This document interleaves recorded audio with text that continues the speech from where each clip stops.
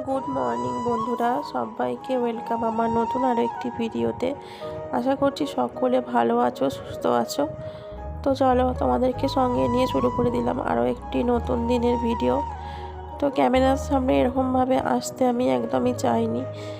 ওই একটা পোড়া কালো বেঁকা মুখ নিয়ে, একটা মনে একরাশ দুঃখ কষ্ট নিয়ে একদম আসতে ভালো লাগে না, কিন্তু কি করব, আসতেই হলো।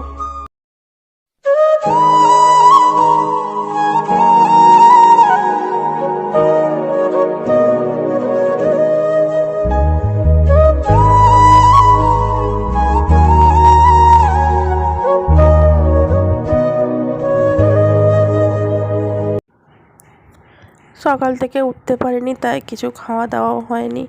তো মেয়েকে কোনো রকমের স্কুলে পাঠিয়ে জামা টামা চেঞ্জ করে একদম শটাং শুয়ে পড়েছিলাম। তো মা আসার পরে মা একটু চা করে দিল, তারপরে এই যে চা খেতে বসেছি। এখন একটু চানাচুর নিয়েছি যাতে মুখটা ভালো লাগে, তো ওষুধ খেতে হবে, সেই জন্যই চাটা খাওয়া। তো তারপরে চা খেয়ে এসে মাকে কোনো রকমে বললাম, তুমি রান্নাটা বসিয়ে দাও, আমি সবজিগুলো কেটে দিচ্ছি। যতটা পারবো ততটা কাজ এগিয়ে দেওয়ার চেষ্টা করি, নাহলে মা একা হাতে পারবে না করতে। তো জ্বর সর্দি তো সকলেরই হয়, কিন্তু আমাকে এতটাই কাবু করে ফেলেছে যে আমি কথা বলার মতন পজিশানে নেই। গলা দিয়ে রব বেরোচ্ছে না, গলাতে মনে হয় কফ পুরো আটকে রয়েছে, এরকম একটা বলতে গেলে একটা অস্বস্তি হচ্ছে, একটা কাশির ভাব আসছে, একটা কীরকম একটা হচ্ছে, যার জন্যে সত্যিই কথা একদম মানে কি বলবো, খুবই কষ্টের মধ্যে দিয়ে আছি।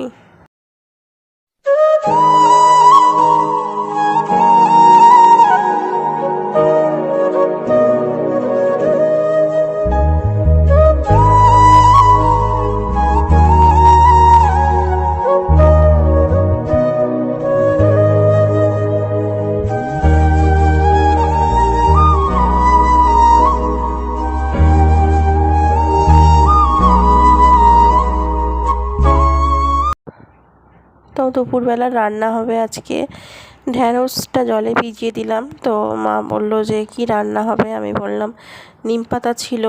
তো তার আগের দিন বাবা বাজার করে এনেছিল নিম পাতা, বেগুন, অনেক কিছু বাজার করে এনেছিল, পটল, ঢ্যাঁড়স, এইসব সব বাজার করে এনেছিল, ডাঁটা। তো সবজিগুলো না তরকারি করলে আবার নষ্ট হয়ে শুকনো হয়ে ফেলে দিতে হবে। তো যেহেতু আজকে সোমবার, সবাই নিম পাতা খাবে, তো তাই জন্য নিম পাতা ভাজা মা করবে বেগুন দিয়ে। আর কুমড়োটা বার করলাম, কুমড়োটা আমাকে শুধু ভেজে দেবে, আমি কুমড়ো ভাজাটা একটু পরেই খেয়ে নেবো। খাওয়া দাওয়া করে ওষুধ খেতে হবে, তো সেই জন্য কুমড়ো ভাজাটা খেয়ে নেবো। আর এই যে দেখো, আর ওই সবজির তরকারিটা তোমাদেরকে পরে বলছি। তো তারপরে খুব কষ্ট করে বেরোলাম, টোটো ভাড়া করেছি, একটা টোটো ভাড়া করে নিয়ে বাড়ির সামনে থেকে উঠলাম, উঠে মেয়েকে আনতে যাচ্ছি। ঠিক আছে, মেয়েকে আনতে যাচ্ছি, স্কুলে আনতে যাচ্ছি, কেউ নেই ওকে নিয়ে আসার, কারণ ওদের একটাই ছুটি হবে, আর আমি না আনতে গেলেও বাড়িও আসতে পারবে না। ঠিক আছে, তো যার সঙ্গে আসতো তার সঙ্গেও আসতে পারবে না আজকে, ওই জন্য ও যে সকালবেলা স্কুলে গেছে তাও আমি কখন গেছে টের পাইনি, কিচ্ছুই করে দিতে পারিনি, না খেয়েই স্কুলে চলে গেছে। মানে কি বলবো, খুব কষ্ট লাগছে, ওই জন্য তাড়াতাড়ি করে আনতে বেরিয়ে পড়লাম। তো যাই হোক, বাড়ির সামনে থেকে টোটোতে বসেছি, আর বাড়ির সামনে এসেই নামবো, যার জন্য একবার টোটোটা রিজার্ভ করে নিয়েছি। আর এই যে যাচ্ছি, দেখো আনতে যাচ্ছি স্কুলে। আর গায়ে চাদর চাপা দিলাম, কান মাথা ঢেকে নিয়েছি চাদর দিয়ে, যাতে ঠান্ডা হাওয়া টাওয়া যাতে না ঢোকে। হাই রোড তো, হাওয়া অনেকটা লাগছিল আর কি। তো এই যে দেখো যাচ্ছি, আর স্কুলের সামনে এসে টোটোটা দাঁড় করালাম। তো এখন ওই 1টা বাজে, প্রায় 1টা বেজে গেছে, আর 1টার সময় ছুটি দিয়ে দেয়, কিন্তু ওদের বেরোতে 5-7 মিনিট সময় লেগেই যায়। ঠিক আছে, তো সবাই এখানে গার্জেনরা সব দাঁড়িয়ে আছে, আশেপাশে ছড়িয়ে ছিটিয়ে আছে, যেহেতু সামনে এতটা রোদ্দুর নয়, সামনাসামনি কেউ দাঁড়াতে পারে না, আশেপাশে সব ছড়িয়ে ছিটিয়ে থাকে, আর ছুটির সময় সবাই মানে চলে আসে এরকম। তো দেখো, এই যে আমিও দাঁড়িয়ে আছি, টোটোতে ভেতরেই বসে আছি, নাবার তো কোনো প্রশ্নই নেই। তারপরে দেখছি এখানে কতগুলো গার্জেন মিলে সব কথা বলছে, গল্প করছে, আর আমার যেন মনে হয় গাড়ির মধ্যে শুয়ে যদি পড়তে পারতাম তাহলে একটু ভালো লাগতো শরীরটা। যাই হোক, আমি চংমং করছি কখন বেরোবে। তো তারপরে বেরোলো, বেরিয়ে আসার পর দেখো ও বলছো তুমি কেন এলে, আমি তো স্কুলের বাসে চলে যেতাম। আমি সেটা কী করে জানবো, তোদের স্কুলের বাস ছাড়তে ছাড়তে অনেকটা লেট, সে 2:30 বেজে যাবে, তখন বাড়ি যেতে যেতে আরও দেরি হয়ে যাবে। তো যাই হোক, কতক্ষণ আবার একা একা থাকবে। তোকে বলছি আমি, বলছে যে পরীক্ষা ভালো হয়েছে। তারপরে এসে খেতে বসে গেছি, মেয়েকে খাওয়ালাম, ডাক্তারবাবু এলো, দেখলো, আমাকে ওষুধ দিল। তারপরে এই যে খেতে বসে গেছি, দেখো খাওয়া দাওয়া করছি। আর কী দিয়ে খাচ্ছি তোমাদেরকে বলছি।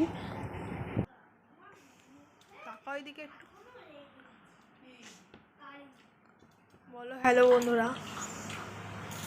খাচ্ছি এখন নিম পাতা বেগুন ভাজা আর মাংস।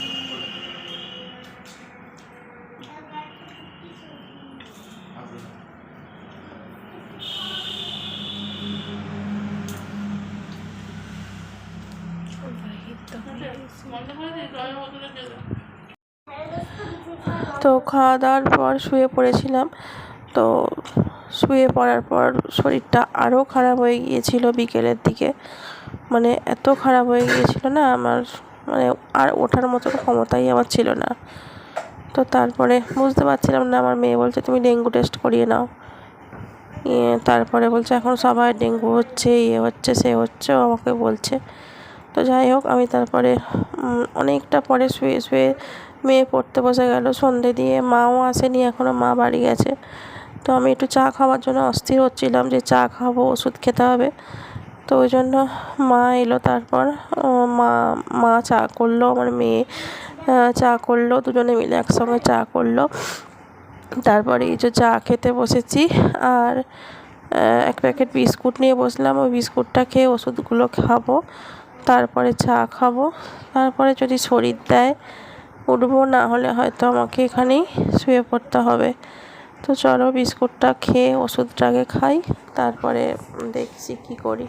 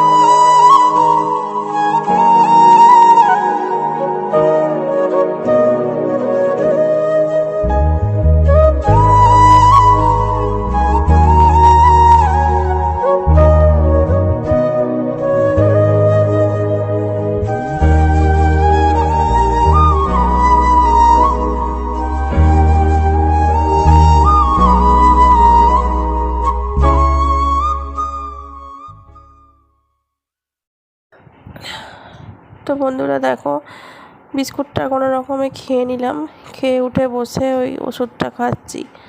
তো ওষুধটা খেতেই হবে, মানে এতটা শরীর অসুস্থ লাগছে, ওষুধটা খেতেই হবে এক্ষুনি। তারপরে ডাক্তারবাবু যে ওষুধগুলো দিয়ে গেছিলো সেই ওষুধে এখনও ঘরে এসে পৌঁছায়নি, সেই ওষুধ তোমাদের দাদা ফেরার সময় নিয়ে আসবে। আর এই যে মেয়ে ওষুধটা খাইয়ে দিল, যেটা ঘরে ছিল সেটাই এখন আপাতত খাচ্ছি। আর চা খাবো, চাটা খেয়ে দেখি শরীরটা কীরকম থাকে। তারপরে রাত্রিরে রান্না বান্না চিন্তা ভাবনা হবে। মা এসে বলছে কী খাবি কী খাবি, মাকে বলছিলাম যে আমার লুচি খেতে ইচ্ছা করছে। তো দেখা যাক মা কি যে একা হাতে কিছু করতে পারবে নাকি তার ঠিক নেই। তো এই যে চা খাচ্ছি, চাটাও যেন ভালো লাগছে না খেতে, কেমন তেতো তেতো লাগছে, বিচ্ছিরি বিচ্ছিরি, এটা কীরকম কীরকম লাগছে। তবুও খাচ্ছি যাতে মাথা যন্ত্রণাটা কমে, আর নাক দিয়ে তো গড়িয়েই যাচ্ছে বাচ্চা ছেলেদের মতন। তো চলো এখন আমাকে দেখাবে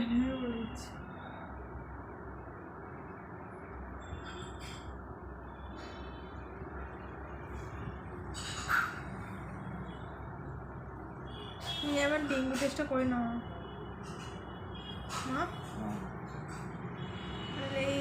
এখন এই সময় নাকি খুব হচ্ছে চিকেন পক্স, মাছ, ডেঙ্গু, ম্যালেরিয়া।